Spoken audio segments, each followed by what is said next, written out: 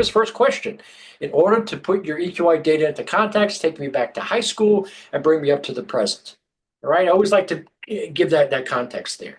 Back in high school, did you play sports, play music, mostly study, mostly work? What's been your career path so far?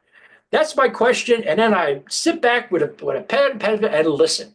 And I just have to, you take that, okay, go back to high school. What happened after high school? What was your first job? Kind of lead them so they give me as much information as possible. And what always fascinates me is that I've just met the client. This is the first question I ask. But they, with enough patience, with enough connection, that person's just going to reveal themselves. But it's absolutely fascinating what you pick up. The thing that also jumps out at me is like, I don't ask a client, are you married? You're not married? You're divorced? Do you have kids? That's not my business in a way. All right, that's what the client wants to share that with me. Fine, I'll tuck it away. I'll see how it comes out in the data. But that's not what I'm here trying to pursue. It's more the ability to make the client feel comfortable. I'm comfortable with this story. Now I have the context to be able to put the EQi data into. Okay, so here's some comments I took over from last month. I think there's 5 comments here that the client gave me, and I put them somewhere on the form. Just like as you see in this form, I'm constantly writing on the form, constantly making good connections as the client's talking. So it's funny. I actually tell clients, listen, when you see me looking down, I'm making notes. I'm not on iPhone. I'm not, disengaged. I want to make sure that, this is what I want to pick up on. So one client said to me this month, I'm a West Point graduate. All right. So if I'm a West Point graduate, you're looking at those 15 emotional intelligence skills. Where might you make a little notation? What might you, you say, I just want to put that there. Anything come to mind? Maybe self-actualization, maybe flexibility. Yep. Awesomeness, yeah. Yep. It speaks to a lot. You're right. Self-actualization, no, but particularly this person's still in the military. So it means that not only they went to West Point, but they made a career out of it. Mm-hmm. So there's something about the environment that really connects with them. Okay. Flexibility, the ability to change, the ability to shift, the ability to be adaptable. Right. That's very important. Anything else come to mind? Well, I would initially go to assertiveness or emotional expression. Oh, great. Both of them are great. What would you expect with assertiveness? West Point graduate, probably high assertiveness. Yes. Yep. And potentially, it's not always the case, but potentially lower emotional expression. Very well said. Potentially.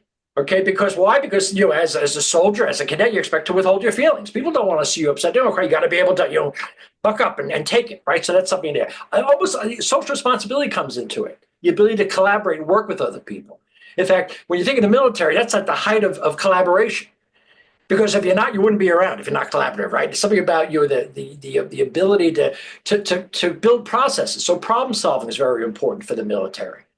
You're right. You might find low empathy, but high assertiveness. I like that, right? So it's kind of listening to the full story, but just this little piece of information, it starts to say, this person's revealing a lot to me.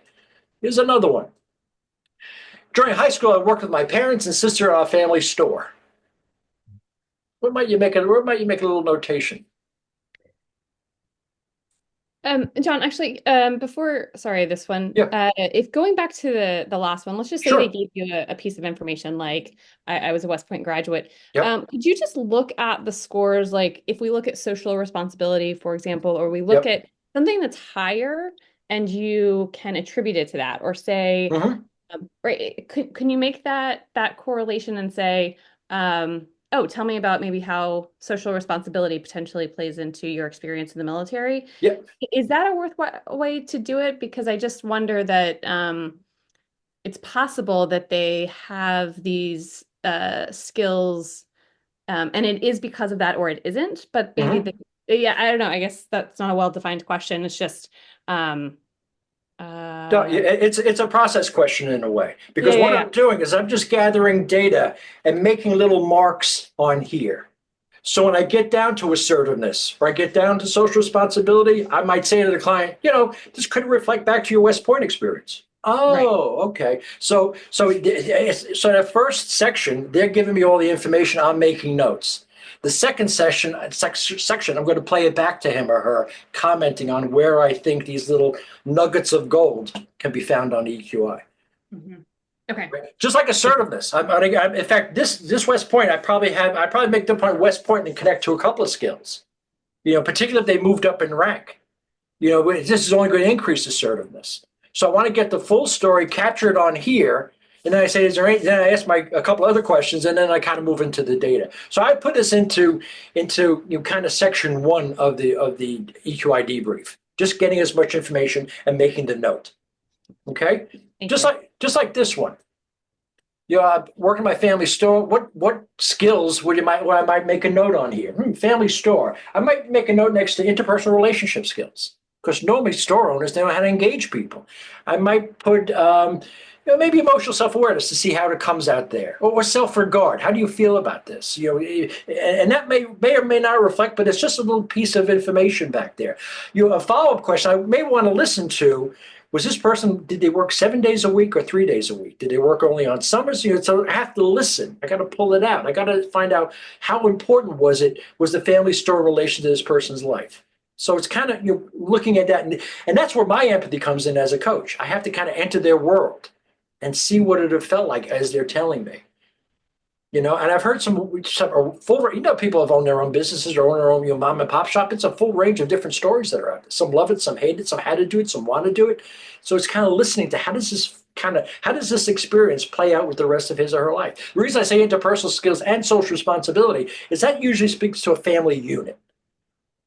Social responsibility, it usually starts with me being close to my family, then close to my people I work with, then looking at the rest of the work. So all it does is lets me kind of look a little bit as to, okay, I get it. I see where some of these skills have been developed. So just as a quick notation on the EQi form before I go into a debrief. Another one, at the time I became a supply chain executive, you did not find many women in that profession. Okay, so what are some things that you might make it? And here's where I'm cheating. I actually did a study of supply chain executives, I guess about 10 years ago, where I was able to work with 60 of them. And everyone took the EQi and I broke them down. So I kind of started to look at what are some of the key skills associated with supply chain management. So what's something that comes to mind? Anything that you'd associate or make a note on the report? What if a person says they're a supply chain executive? Anything come to mind? Self-regard.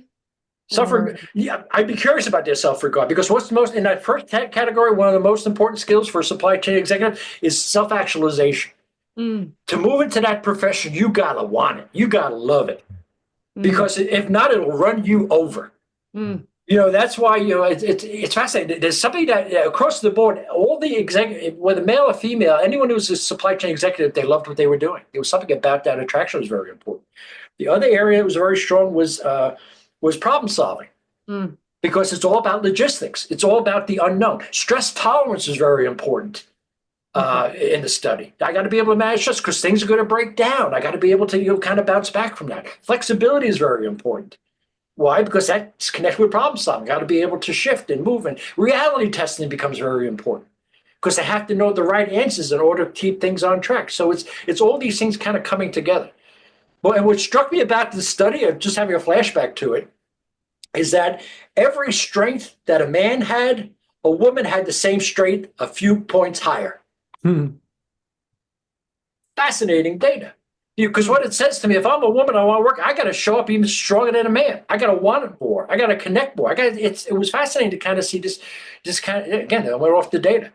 But she was one of the first people who built blazed the trail for other women in the profession. She's so well known. But there was something about that moment in time. Wow, she grew a lot, and she understood a lot, and she was able to share a lot of her experience. So that's why. So when I hear supply chain executive, boom, some of those core skills start to pop up. At the age of 11, all sports and social activities ended, and I focused on studying to become an engineer. What would you look at here?